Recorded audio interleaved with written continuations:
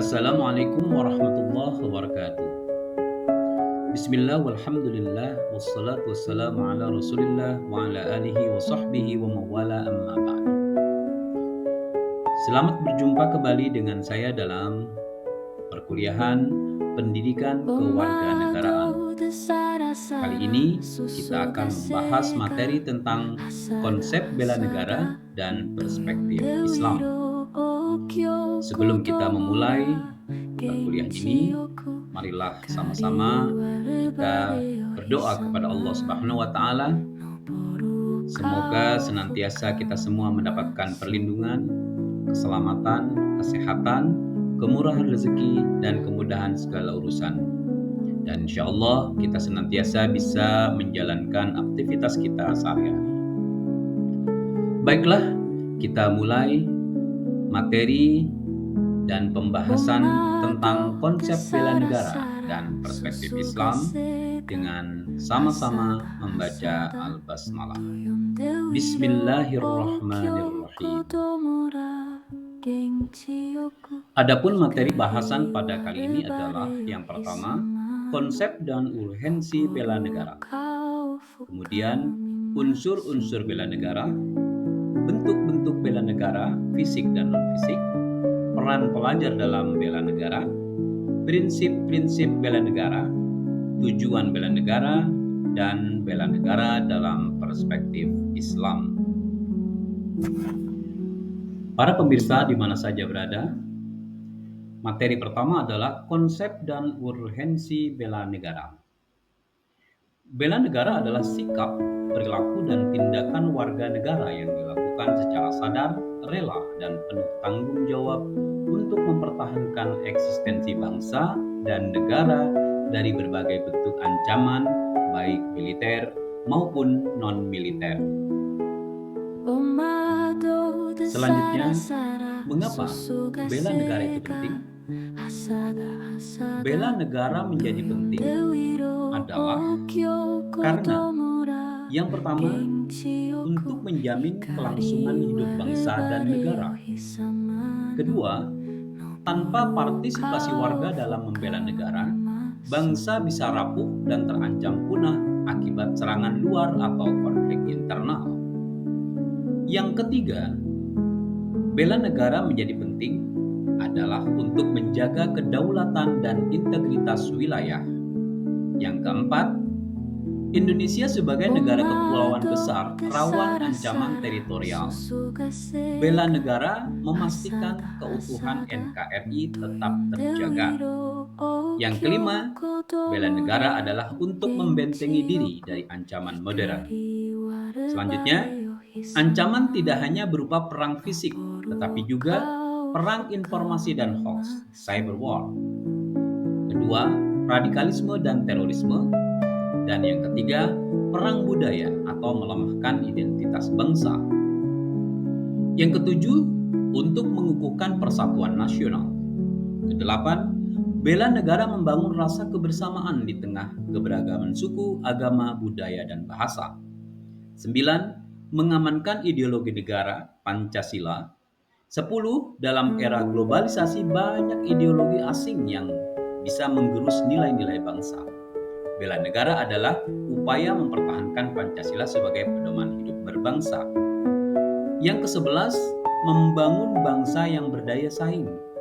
Dan yang ke-12, pelajar, profesional, dan seluruh rakyat yang berkualitas, jujur, dan berprestasi adalah bentuk bela negara dalam menciptakan bangsa yang maju. Berikutnya adalah unsur utama dalam konsep bela negara. Yang pertama, adanya kesadaran berbangsa dan bernegara, yakni menyadari diri sebagai bagian dari bangsa yang harus dijaga. Yang kedua, adanya cinta tanah air, rasa bangga dan siap berkorban untuk negara. Yang ketiga, setia kepada ideologi negara, yakni mempertahankan Pancasila, Undang-Undang Dasar 1945, dan NKRI, Negara Kesatuan Republik Indonesia.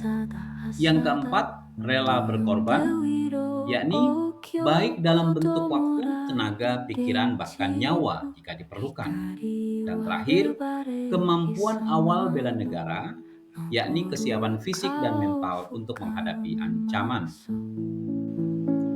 Selanjutnya, apa tujuan bela negara? Tujuan bela negara adalah melindungi negara dari ancaman asing dan dalam negeri. Yang kedua, menjaga ideologi negara Pancasila dan Konstitusi Undang-Undang Dasar 1945. Berikutnya, memperkokoh persatuan nasional dan memajukan kesejahteraan rakyat dalam kondisi damai. Sementara itu, dasar hukum bela negara di Indonesia adalah yang pertama, Undang-Undang Dasar 1945 Pasal 27 ayat 3, yakni setiap warga negara berhak dan wajib ikut serta dalam upaya pembelaan negara.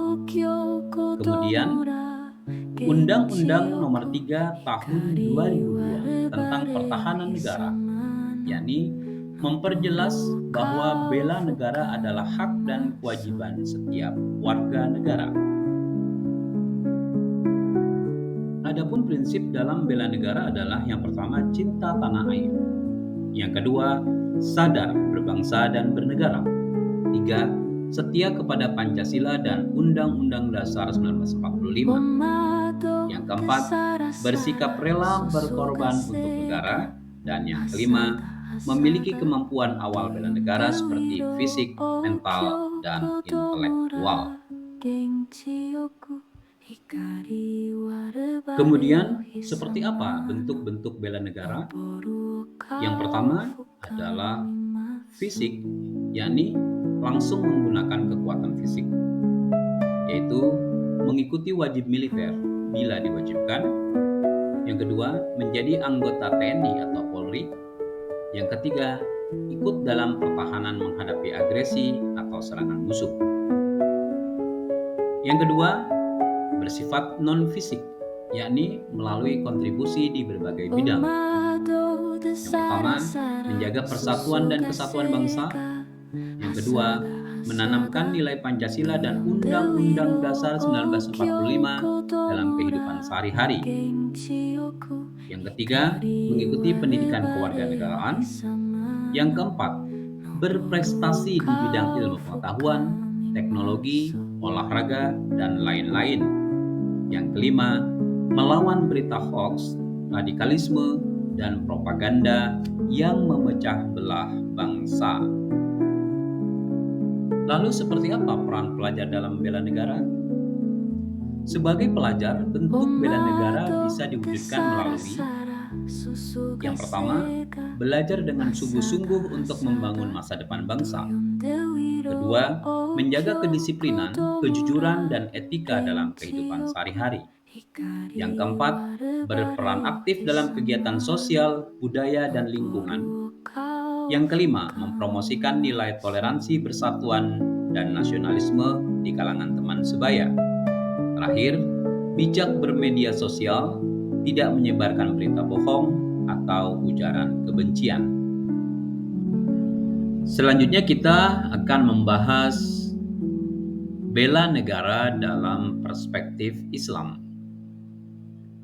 Dalam Islam, membela negara termasuk dalam prinsip-prinsip hifzul watan atau menjaga tanah air, yang sejalan dengan maqasidus syariah, yakni tujuan syariat Islam, antara lain menjaga agama atau hifdzuddin, menjaga jiwa atau nyawa, hifdzun nafas, menjaga akal, hifdzul aql, menjaga keturunan, hifdzun nasl, dan menjaga harta, hifdzul mal.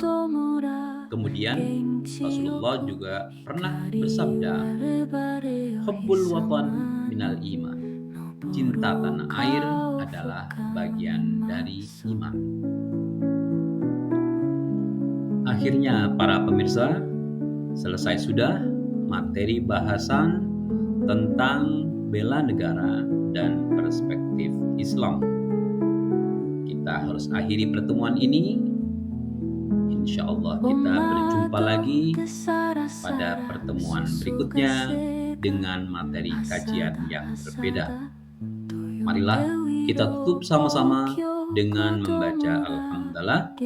Alhamdulillahirabbil alamin. Saya ucapkan terima kasih atas segala perhatian. Mohon maaf bila ada kekhilafan dan kekurangan.